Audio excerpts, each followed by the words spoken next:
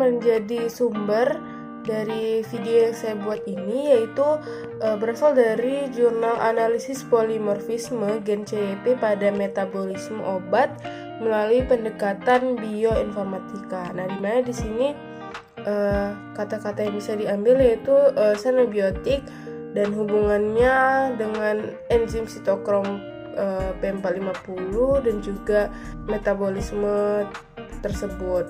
Nah, xenobiotik itu sendiri adalah suatu senyawa zat asing yang masuk ke dalam tubuh. Itu contohnya seperti zat tambahan makanan, kemudian obat-obatan, dan juga zat karsinogen serta zat-zat yang lainnya.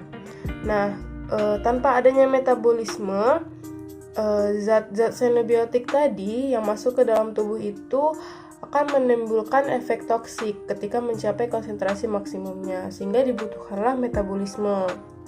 Nah, sebagian besar metabolisme itu memerlukan energi, kofaktor, dan juga enzim. Nah, di sini enzim yang membantunya itu ada sitokrom P450 atau monooksigenase atau CYP.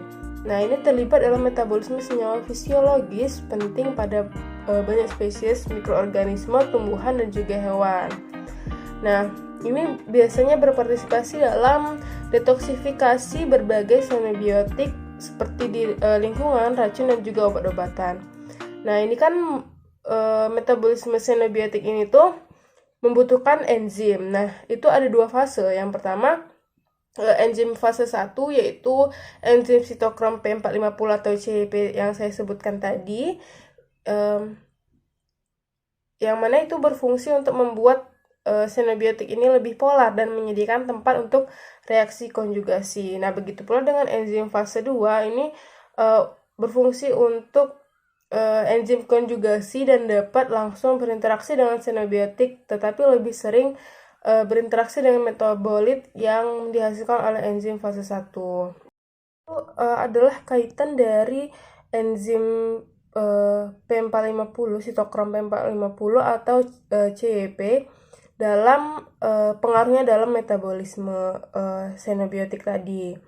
Nah, selain dia berpengaruh pada metabolisme atau katabolisme obat itu tadi, enzim ini juga berperan penting dalam aktivasi prodrug. Nah, seperti anti kanker dan anti psikosis.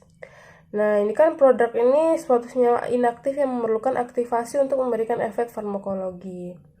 Nah, dia kan perlu perubahan metabolik dengan disesuaikan dengan karakteristik tempat dan waktu obat untuk bereaksi dengan target. Sehingga dari enzim CYP atau sitokrom P450 ini tadi juga berpengaruh pada prodrug tadi.